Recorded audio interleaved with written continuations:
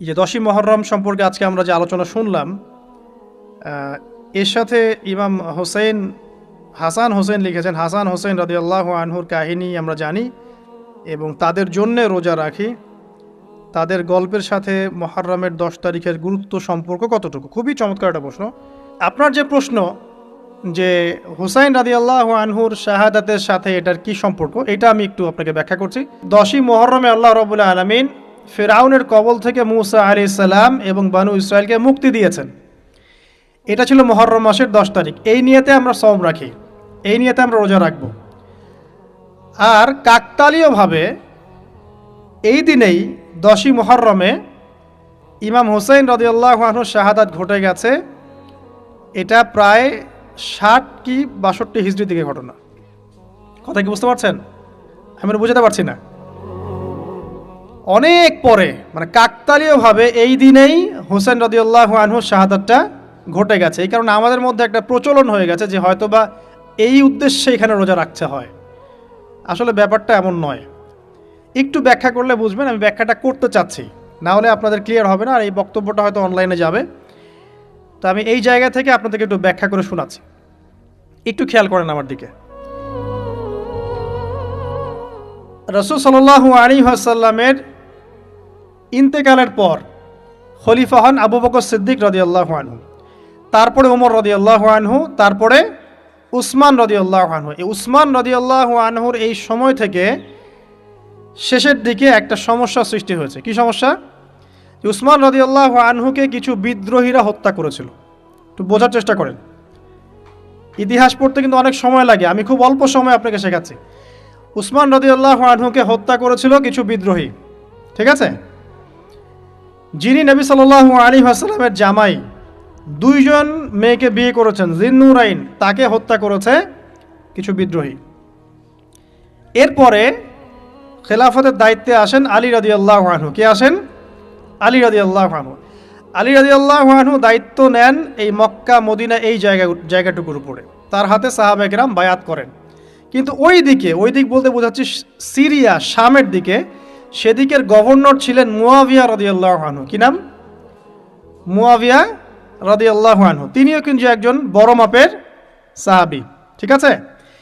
তো মুয়াবিয়া রাদিয়াল্লাহু আনহু সেখানে নিজে সেখানকার খেলাফতের দাবি করেন। আলী রাদিয়াল্লাহু আনহুর হাতে বায়াত তিনি করেননি।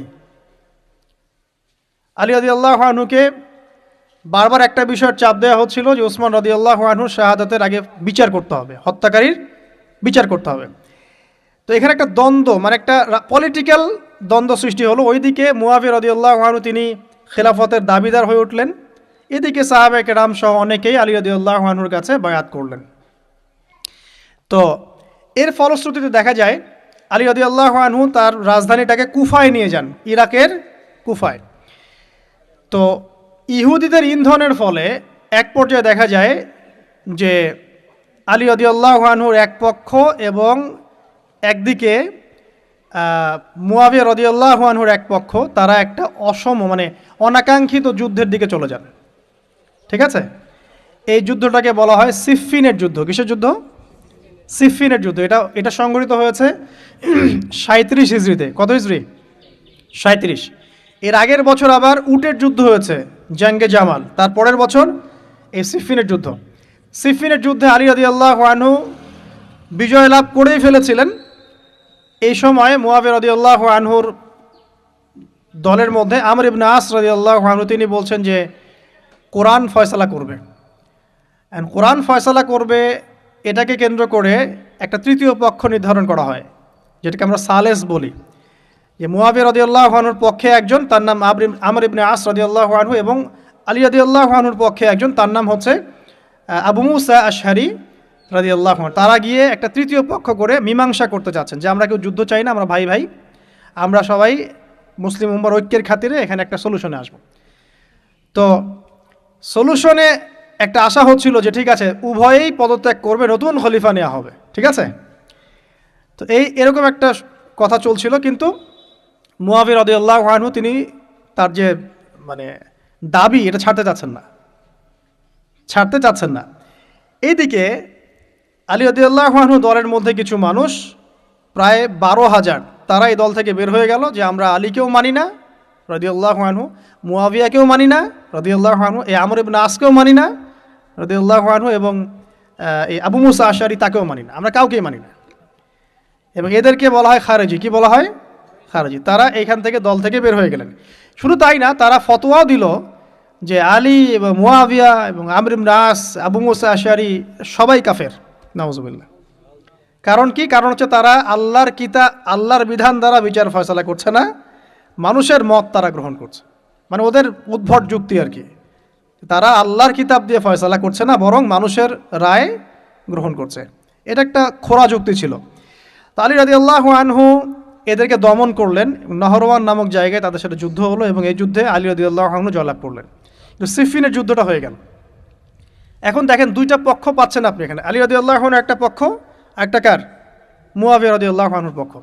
এখন এই যে খারাজিরা বের হয়ে গেল, এখন তো দেখা যায় যে কিছু কিছু শব্দ বললে মানুষ খারাজি ট্যাগ দিয়ে দেয় না?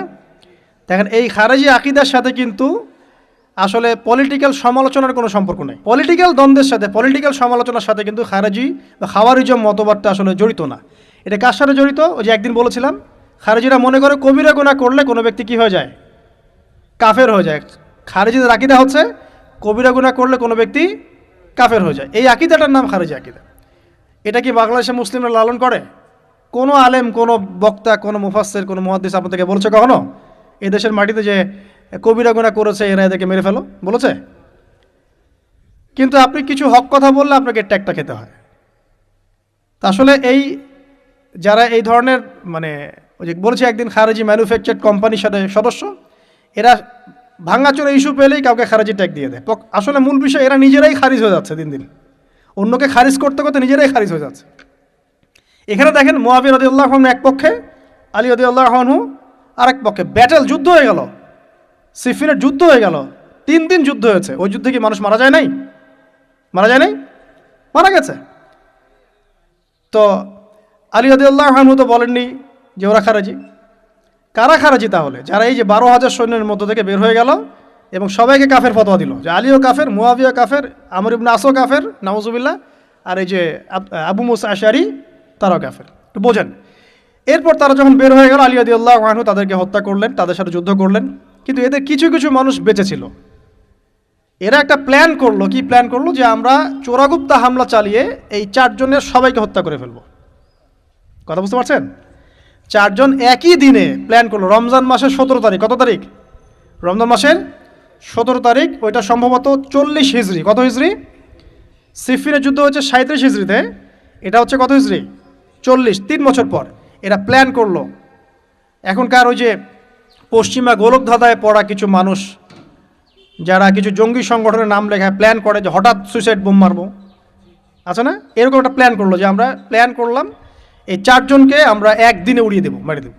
এবং সেই প্ল্যান মোতাবেক তারা কাজ করলো। কাজ করে ঘাপটি মেরে বসে থাকলো। আলী রাদিয়াল্লাহু আনহু ফজরের নামাজে যাচ্ছেন, আব্দুর রহমান বিন মুলজিম নামে এক ব্যক্তি আলী রাদিয়াল্লাহু আনহুকে পুরো তরোয়াল দিয়ে আঘাত করে হত্যা করে ফেলল। ইন্না লিল্লাহি ওয়া ইন্না ইলাইহি রাজিউন। কাকে হত্যা করলো? নবী সাল্লাল্লাহু আলাইহি ওয়াসাল্লামের মেয়ের জামাইকে। চিন্তা করতে পারেন? যিনি প্রতিটা যুদ্ধে নবী সাল্লাল্লাহু আলাইহি ওয়াসাল্লামের সাথে ছিলেন, তাকে বলল যে সে কাফের হয়ে গেছে। আর যে হত্যা করেছে আব্দুর রহমান বিন মুলজিম, সে হত্যা করার পরে আল্লাহ শুকরিয়া আদায় করেছে, নাউজুবিল্লাহ। সে বলেছিল যে আমি আল্লাহ শুকরিয়া আদায় করছি যে আল্লাহ আমার হাতে একজন পথভ্রষ্ট মানুষকে মারলেন, নাউজুবিল্লাহ। চিন্তা করতে পারেন? ওইদিকে মুয়াবিয়া রাদিয়াল্লাহু আনহুকে মারার প্ল্যান করা হয়েছে সিরিয়ায়। উনাকে আঘাত করা হয়েছে, কিন্তু আঘাতটা তার মানে শরীরের সেই জায়গায় লাগে নাই যেখানে লাগলে তিনি মারা যেতে পারতেন। তিনি আহত হয়েছেন, পরবর্তীতে চিকিৎসা করে সুস্থ হয়ে গেছেন। আর এদিকে আমর ইবনে আস এবং আব্দুর রহমান বিন আবু মুসা আশআরী তাদের উপরে হামলা হয়েছে। আমর ইবনে আসের জায়গায় আরেকজন সাহাবী গিয়েছেন নামাজ পড়তে, তিনি ডেড। মানে তাদের উদ্দেশ্য সফল হয়েছে এই জায়গায় যে আলী রাদিয়াল্লাহু আনহুকে হত্যা করা হয়েছে। তো এখন আলী রাদিয়াল্লাহু আনহু যখন নিহত হয়ে গেলেন, তাহলে কে থাকলো এখন? মুয়াবিয়া রাদিয়াল্লাহু আনহু। আচ্ছা, আলী রাদিয়াল্লাহু আনহু চলে যাওয়ার পরে তার সন্তান হাসান রাদিয়াল্লাহু আনহু, কি নাম? হাসান রাদিয়াল্লাহু আনহুর হাতে সাহাবায়ে কেরামের অনেকেই বায়াত করলেন, মানে তাকে খেলাফতের দায়িত্ব দিলেন। তো এবং তিনিও কুফায় রাজধানী, এখানে তিনি আছেন এবং কুফাবাসী তাকে মানে প্রলুব্ধ করছে কিছু কিছু মানুষ যে আপনার উচিত মুয়াবিয়া রাদিয়াল্লাহু আনহুর সাথে যুদ্ধ করা, ঠিক আছে? কিন্তু হাসান রাদিয়াল্লাহু আনহু সেই কাজটা করলেন না। তিনি বলেন, না, আমি মুসলিমদের মধ্যে দ্বন্দ্ব চাই না, বরং আল্লাহর নবী একটা ভবিষ্যৎবাণী করেছিলেন সাল্লাল্লাহু আলাইহি ওয়াসাল্লাম যে আমার এই নাতি হাসান মুসলিমদের বড় ফিতনার সমাধান করে দিবে। সুবহানাল্লাহ, কথা বুঝতে পারছেন? তো হাসান রাদিয়াল্লাহু আনহু তখন কি করলেন, নিজে তার যে এই যে দায়িত্ব, খেলাফতের দায়িত্ব, তিনি মুয়াবিয়া রাদিয়াল্লাহু আনহুর হাতে ছেড়ে দিলেন। সুবহানাল্লাহ, তিনি নিজে পদত্যাগ করলেন। ঠিক আছে, আমার ক্ষমতার দরকার নাই, মুসলিমরা আপোষে মারামারি কাটাকাটি থেকে রক্ষা পাক। কিছু শর্ত ছিল ওই চুক্তির মধ্যে, যে মুয়াবিয়া রাদিয়াল্লাহু আনহু যে কাজই করবেন সুরাভিত্তিক করতে হবে, হ্যাঁ, আহলে বাইতদেরকে সম্মান করতে হবে, ভাতা নির্ধারণ করতে হবে, এরকম কিছু শর্ত ছিল, ঠিক আছে? তো মুয়াবিয়া রাদিয়াল্লাহু আনহু মেনে নিলেন। এবার কিন্তু সারা মুসলিম জাহানের কে খলিফা হলেন? কি নাম বলেন? মুয়াবিয়া রাদিয়াল্লাহু আনহু। এবং এরপর তিনি একাধারে 20 বছর খেলাফতের দায়িত্ব পালন করেছেন। কত বছর? 20 বছর। 40 হিজরিতে এই যে আলী রাদিয়াল্লাহু আনহু মারা যান, আর 20 বছর খেলাফতের দায়িত্ব পালন করেন কে? মুয়াবিয়া রাদিয়াল্লাহু আনহু। এবং এই সময় মুসলিমরা অনেক উন্নতি করেছে। এই সময় 1700টার মতো নৌজাহাজ ছিল মুসলিমদের। সাইপ্রাস দ্বীপ থেকে শুরু করে, পর্তুগাল থেকে শুরু করে চায়না, এদিকে আফ্রিকা থেকে শুরু করে পুরো যে ভারতবর্ষ, সবই মুসলিমদের। চিন্তা করতে পারেন, পুরো বিশাল অর্ধবিশ্বের চেয়ে বড় জায়গায় শুধুমাত্র মুসলিমদের, এবং তিনি ওটাকে শাসন করছেন। কে শাসন করছেন? মুয়াবিয়া রাদিয়াল্লাহু আনহু, ঠিক আছে? এবার টার্নিং পয়েন্ট। এবার মুয়াবিয়া রাদিয়াল্লাহু আনহু ইন্তেকাল করলেন 60 হিজরিতে, ঠিক আছে? আর এদিকে হাসান রাদিয়াল্লাহু আনহু ইন্তেকাল করেছিলেন 49 হিজরিতে। ইন্তেকালের সময় তিনি তার পরবর্তী দায়িত্বশীল নির্ধারণ করে গেলেন বা নিয়োগ করে গেলেন তার পুত্র ইয়েজিদকে। কাকে? ইয়েজিদকে। এই জায়গাটাতে সাহাবায়ে কেরাম রাদিয়াল্লাহু আনহুমের অনেকেই মানেন নাই, কারণ তখন তার চেয়েও যোগ্য মানুষ সমাজে ছিল, ঠিক আছে? তখন আব্দুল্লাহ বিন ওমর বেঁচে আছেন, আব্দুল্লাহ বিন আব্বাস বেঁচে আছেন, আব্দুল্লাহ বিন জুবায়ের রাদিয়াল্লাহু আনহু, বড় বড় জলিল কাদির সাহাবী, তারা কিন্তু তখন বেঁচে আছেন। কিন্তু কি করলেন মুয়াবিয়া রাদিয়াল্লাহু আনহু, আল্লাহ তাকে জান্নাতবাসী করুন, তিনি তার ছেলে ইয়েজিদকে শাসন ক্ষমতা দিয়ে গেলেন। এই যে শুরু হলো বাবার পরে ছেলে, বুঝতে পারছেন? রাজতন্ত্র শুরু হলো। এবার সাহাবায়ে কেরামদের মধ্যে অনেকেই এটা মানতে চাচ্ছেন না। যারা মানতে চাচ্ছেন না তাদের মধ্যে আছেন আব্দুল্লাহ বিন ওমর রাদিয়াল্লাহু আনহুর ছেলে, আছেন আব্দুল্লাহ বিন আব্বাস রাইসুল মুফাসসিরিন, আছেন আব্দুল্লাহ বিন জুবায়ের বিন আওয়াম রাদিয়াল্লাহু আনহুর ছেলে, এরকম বড় বড় সাহাবী, এবং তারা মক্কা মদিনায়। তো আচ্ছা, এখন এই সাহাবীদেরকে কি আমরা খারিজি বলবো? তারা যে পলিটিক্যালি তাকে সমর্থন করছেন না, পলিটিক্যালি কোনো গভর্নমেন্টের সমর্থন না করলেই খারিজি হয়ে যায়? যদি কেউ বলে আরব বিশ্বের সব যত নেতা আছে এদের মধ্যে অনেকেই ইসরায়েলের সাথে আতাত করেছে, সে কি খারিজি হয়ে যাবে? এই সমালোচনার সাথে খাওয়ারিজমের কোনো সম্পর্ক আছে? যদি কেউ বলে যে পশ্চিমাদের অস্ত্রশস্ত্র নিয়ে মুসলিমরা ইয়েমেনে হামলা করছে, এটা বললে সে খারিজি হয়ে যাবে? যদি কেউ বলে যে মধ্যপ্রাচ্যের কান্ট্রির কিছু নেতা তারা পশ্চিমাদের সাথে চুক্তি করেছে পেট্রো ডলার মনিটরিং সিস্টেম, সে কি খারিজি হয়ে যাবে?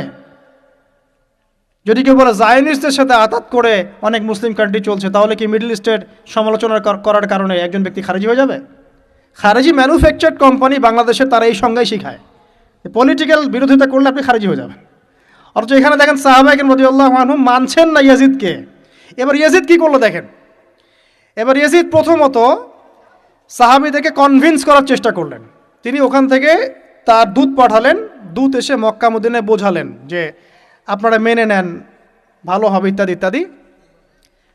আব্দুল্লাহ বিন ওমর রাদিয়াল্লাহু আনহু বলেন ঠিক আছে মেনে নিলাম, আব্দুল্লাহ বিন আব্বাস রাদিয়াল্লাহু আনহু বলেন ঠিক আছে মেনে নিলাম। কিন্তু আব্দুল্লাহ বিন জুবায়ের রাদিয়াল্লাহু আনহু মানলেন না। তিনি মানছেন না, আমি কিছুতেই মানি না, তার সেই খেলাফতের যোগ্য না, এর চেয়ে অনেক বড় বড় যোগ্য মানুষ আছে, আমি মানছি না। বরং তিনি এখান থেকে সরে আসলেন। এবার ইমাম হুসাইন রাদিয়াল্লাহু আনহু, যার কথায় প্রশ্ন করেছেন, লম্বা উত্তর দিচ্ছি। ইমাম হুসাইন রাদিয়াল্লাহু আনহুর হাতে অনেকে বায়াত করতে চাইল যে আপনি যোগ্য খেলাফতের, ইয়াজিদ যোগ্য না, কে যোগ্য? আপনি যোগ্য। এবং তার হাতে কুফাবাসী বায়াত করতে চাচ্ছে, তাকে ডাকছে আপনি মক্কা থেকে চলে আসেন কুফায়। কুফা কোথায়? ইরাকে। আপনি মক্কা থেকে কুফায় চলে আসেন, আমরা আপনার হাতে বায়াত করব। এবার হুসাইন রাদিয়াল্লাহু আনহু সপরিবারে, তার পরিবার আহলে বাইত সবাই নবীর পরিবারের সদস্য, চিন্তা করেন, নবীর পরিবারের প্রায় 80 জন সদস্য। কতজন? তারা এই যে বের হলেন, যাচ্ছেন কোথায়? কুফায়। এবার ওই ইয়েজিদের নিয়োজিত যে গভর্নর ছিল ইরাকের কুফায়, তার নাম আবদুল্লাহ বিন জিয়াদ। কি নাম? আবদুল্লাহ বিন জিয়াদ। আবদুল্লাহ বিন জিয়াদ সে একটা সেনাবাহিনী পাঠালো। সেনাবাহিনীতে সদস্য ছিল 4000। কতজন?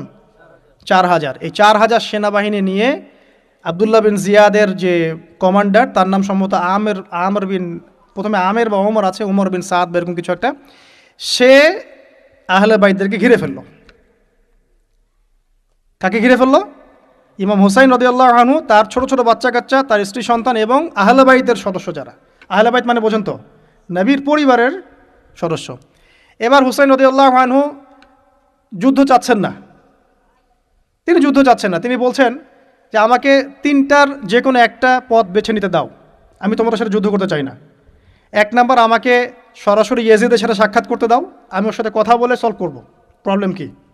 2 নাম্বার, আমাকে পথ ছেড়ে দাও, আমি চলে যাই কোনো সীমান্তবর্তী এলাকায়, সেখানে কাফেরদের সাথে যুদ্ধ করব, জিহাদ করব, সেখানে মারা যাব, শহীদ হব। অথবা আমাকে নিরাপদে আমাকে মদিনায় ফেরত পাঠাও। তার 3টা যুক্তি কি যৌক্তিক ছিল না? তিনি কে?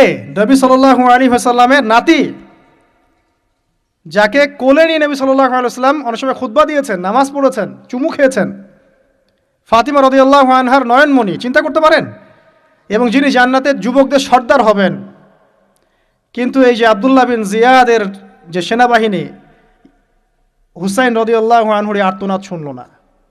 4000 সৈন্য মিলে 80 জনকে কেটে টুকরা টুকরা করে ফেলেছে। একজন শুধু বেঁচে ছিল, তার নাম জয়নুল আবেদিন। কি নাম? জয়নুল আবেদিন। তিনি একজন বেঁচে ছিলেন, বাকি সবাইকে হত্যা করা হয়েছে।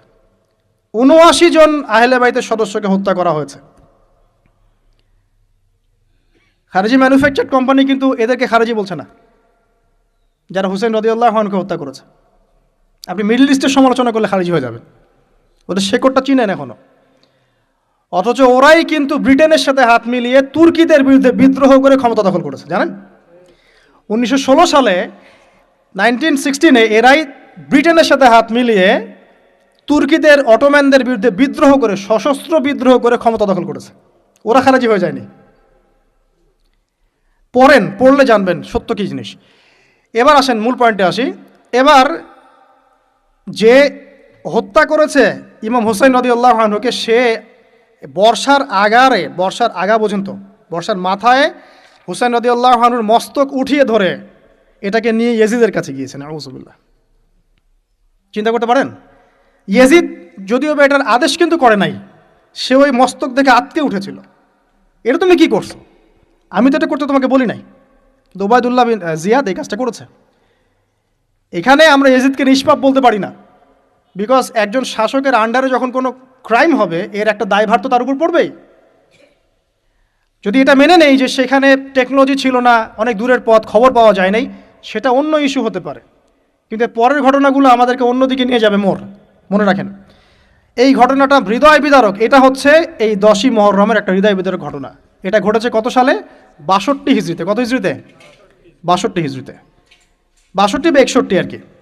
তো দেখেন, নবী সাল্লাল্লাহু আলাইহি ওয়াসাল্লামের ইন্তেকালের 50 বছর পরে এই কারবালার ঘটনা, এই ঘটনাটা কাকতালীয়ভাবে 10ই মুহররমে ঘটে গেছে। আমরা মনে করি যে এটার স্মরণে আমরা আজকের সওম রাখি, আসলে এটার স্মরণে নয়, ওই নাজাতে মূসার স্মরণে রাখতে হবে। ঠিক আছে? তো কারবালা ঘটনা বুঝলেন।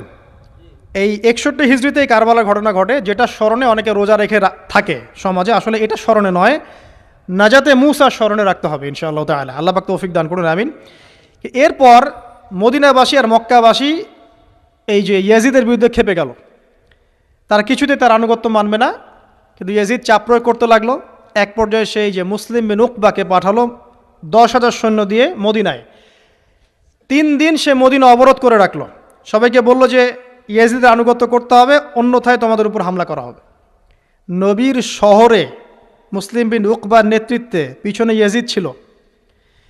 ইয়াজিদের শাসনামলে মুসলিম বিন উকবার নেতৃত্বে 63 হিজরিতে 3 দিন মদিনায় ম্যাসাকার চালানো হয়েছে। মদিনার মানুষকে হত্যা করা হয়েছে। মদিনার মানুষ সাহসিকতার সাথে যুদ্ধ করেছে, ডিফেন্ড করেছে, তাদেরকে হত্যা করা হয়েছে। মদিনায় লুটপাট করা হয়েছে, ধ্বংসযজ্ঞ চালানো হয়েছে, হাজার হাজার মানুষ মারা গেছে। এখন আমাকে বলেন, এই যে মদিনার যে মানুষগুলো এই মুসলিম বিন উকবার সেনাবাহিনীর বিরুদ্ধে দাঁড়িয়েছিল, এরা কি খারেজি ছিল? ওরা যে শাসকের বিরুদ্ধে যুদ্ধ করলো? উত্তর দেন। এই খারেজি ম্যানুফ্যাকচার্ড কোম্পানিকে বলেন, উত্তর দিতে বলেন। মুসলিম বিন উকবার নেতৃত্বে যে বাহিনী মদিনা আক্রমণ করলো আর মদিনাবাসী যে বীরত্বের সাথে ডিফেন্ড করলো, এখন কি মদিনার সব মানুষ খারেজি হয়ে গিয়েছিল? পলিটিক্যাল দ্বন্দ্বের সাথে খাওয়ারিজমের কোনো সম্পর্ক আছে? মানুষকে কি বুঝায়? শুধু তাই না, এই সময়ে মক্কায় আব্দুল্লাহ বিন জিয়াদ রাদিয়াল্লাহু আনহু তিনিও তার বলয় গড়ে তুলেছেন, তার হাতে মানুষ বায়াত শুরু করেছে। আর ইয়েজিদকে মানুষ মানছে না, বলছে আব্দুল্লাহ বিন জুবাইর তার হাতে আমরা খেলাফতের বায়াত করব। বহু মানুষ আব্দুল্লাহ বিন জুবাইর রাদিয়াল্লাহু আনহুর হাতে বায়াত করা শুরু করলেন। এবং ইয়েজিদ এবার মদিনায় ধ্বংসযজ্ঞ চালানোর পর ঠিক ওই বছরেই, সেম বছরেই আরেকজন ব্যক্তি আছেন হুসাইন বিন নুমায়ের, তাকে কিছু সেনাবাহিনী দিয়ে পাঠালেন মক্কা আক্রমণ করতে। হুসাইন বিন নুমায়ের সেনাবাহিনী নিয়ে মক্কা আক্রমণ করলো। মক্কার কাবা ঘরের গিলাফে হামলা করা হয়েছে, মিনজানিক ছোড়া হয়েছে। তো মদিনায় হামলা চালানোর পর একই বছর ওই 63 হিজরিতেই, আর মদিনায় হামলার যে যুদ্ধটার নাম একটা আছে এটা বলে দিই, যে মদিনায় যে ইয়াজিদের নেতৃত্বে মুসলিম বিন উকবা হামলা চালিয়েছিল, যখন মদিনাবাসী এটাকে ডিফেন্ড করেছে এবং মদিনা মানুষ মারা গেছে, অনেক শহীদ হয়েছেন, এই যুদ্ধর নাম হচ্ছে হাররার যুদ্ধ। কিসের যুদ্ধ? হাররার যুদ্ধ। ওই বছরেই ইয়াজিদের নেতৃত্বে আবারও মক্কায় আক্রমণ করা হয়েছে, যেখানে আব্দুল্লাহ বিন জুবাইর রাদিয়াল্লাহু আনহু তিনি খেলাফতের দায়িত্ব বায়াত গ্রহণ করছেন। সেখানেও মিনজানিক চালানো হয়েছে, হামলা চালানো হয়েছে। মক্কার কাবা ঘরের দেয়ালে পর্যন্ত মিনজানিকের গোলা লেগেছিল। মানুষ জানেই না কাবা ঘরে হামলা হয়েছে। তো আমরা পলিটিক্যালি এই ঘটনাগুলো সমালোচনা করতে পারি। হুসাইন রাদিয়াল্লাহু আনহুর হত্যাকাণ্ড কোনো সাধারণ ঘটনা ছিল না, হাররার যুদ্ধ কোনো সাধারণ ঘটনা ছিল না, আব্দুল্লাহ বিন জুবাইর রাদিয়াল্লাহু আনহুকে মক্কায় আক্রমণ করা কোনো সাধারণ ঘটনা ছিল না। এরপরে আব্দুল মালিক বিন মারওয়ান যখন ক্ষমতায় আসেন, তার প্রায় 10 বছরের পরেই, তখন হাজ্জাজ বিন ইউসুফের নেতৃত্বে আবারও এই মক্কায় হামলা হয়েছে। এর নাম শুনেছেন? হাজ্জাজ বিন ইউসুফ। এবার এই হামলাতে আব্দুল্লাহ বিন জুবাইর রাদিয়াল্লাহু আনহু এবং তার অনুসারীদেরকে সবাইকে শহীদ করা হয়েছে। হাজ্জাজ বিন ইউসুফের প্রতিরোধ করার সময় আব্দুল্লাহ বিন জুবাইর এবং তার সাহাবাই, তার সঙ্গী সাথে, তারা কি খারেজি ছিলেন? আব্দুল্লাহ বিন জুবাইর রাদিয়াল্লাহু আনহুকে হত্যা করে রৌদ্রের মধ্যে তার লাশটা ঝুলিয়ে রাখা হয়েছে। আব্দুল্লাহ বিন জুবাইর কি আপনাকে বলি? আব্দুল্লাহ বিন জুবাইর রাদিয়াল্লাহু আনহু জুবাইর বিন আওয়াম রাদিয়াল্লাহু আনহুর ছেলে। জুবাইর বিন আওয়াম কি আপনাকে বলি? জুবাইর বিন আওয়াম হচ্ছেন জান্নাতের 10 জন সার্টিফিকেট প্রাপ্ত সাহাবীর একজন। আব্দুল্লাহ বিন জুবাইর আসমা বিনতে আবু বকর রাদিয়াল্লাহু আনহুর সন্তান। আসমা বিনতে আবু বকর কি আপনাকে জানাই? আসমা বিনতে আবু বকর হচ্ছেন আবু বকর সিদ্দিক রাদিয়াল্লাহু আনহুর মেয়ে। জুবাইর বিন আওয়াম এবং আসমা বিন আবু বকর রাদিয়াল্লাহু আনহু, তাদের সন্তান হচ্ছেন আব্দুল্লাহ বিন জুবাইর রাদিয়াল্লাহু আনহু, যাকে এভাবে হাজ্জাজ বিন ইউসুফের সময় হত্যা করা হয়েছে মক্কায়। এই যে ঘটনাগুলো আপনারা শুনুন। এরপরে যদিও বা পরিস্থিতি ঠান্ডা হয়ে যায় আস্তে আস্তে, এবং আব্দুল মালিক বিন মারওয়ানের সময় তিনিও প্রায় 20 বা 22 বছর ক্ষমতা কাটান, এবং ওই সময় মুসলিমরা এই যে সিন্ধু প্রদেশ জয়, ওইদিকে তারেক বিন জিয়াদের স্পেন জয়, এদিকে আপনার এই যে আমাদের ভারতবর্ষ জয়, এগুলো ওই সময় ঘটেছে। ঠিক আছে, ওইদিকে আমরা যাচ্ছি না। মূল যে জায়গাটা আপনাদেরকে আজকে বলতে চাচ্ছি সেটা হলো এই, যে প্রথমত কারবালার বিয়োগান্তক ঘটনার সাথে এই 10ই মুহররমের সওমের কোনো সম্পর্ক নাই। এটা নাজাতে মুসার সাথে সম্পৃক্ত, তবে এই হিস্ট্রিটা আপনার জানা থাকা উচিত, কিভাবে আবু বকর সিদ্দিক রাদিয়াল্লাহু আনহু থেকে এই আব্দুল্লাহ বিন জুবাইর রাদিয়াল্লাহু আনহুর শাহাদাত পর্যন্ত ঘটনাগুলো ঘটলো। আল্লাহ পাক আমাদের সবাইকে ঘটনাগুলো থেকে শিক্ষা নেওয়ার তৌফিক দান করুন। মূল বিষয়টা হচ্ছে এখানে পলিটিক্যাল বিরোধিতা একটা জিনিস, খারেজি আকীদা টোটালি ডিফারেন্ট জিনিস। আর অনেক পলিটিক্যাল দ্বন্দ্ব পেরিয়ে মুসলিম ইতিহাস, ইসলামের ইতিহাস আজকে এই পর্যন্ত পৌঁছেছে। এই দ্বন্দ্বগুলোর কারণে আমরা কখনো এক পক্ষ আরেক পক্ষকে কাফের, ফাসেক, জালেম, মুরতাদ বা খারেজি এসব ট্যাগ লাগাতে পারি না। এগুলো দুঃখজনক। আল্লাহ পাক এভাবেই আমাদেরকে পরীক্ষা করেছেন, এই ঘটনাগুলো ঘটে গেছে। আল্লাহ পাক আমাদের সবাইকে ইতিহাস থেকে শিক্ষা নেওয়ার তৌফিক দান করুন, মুসলিমদের মধ্যে আপোষে ভাই ভাই সম্পর্ক রাখার তৌফিক দান করুন, আমিন।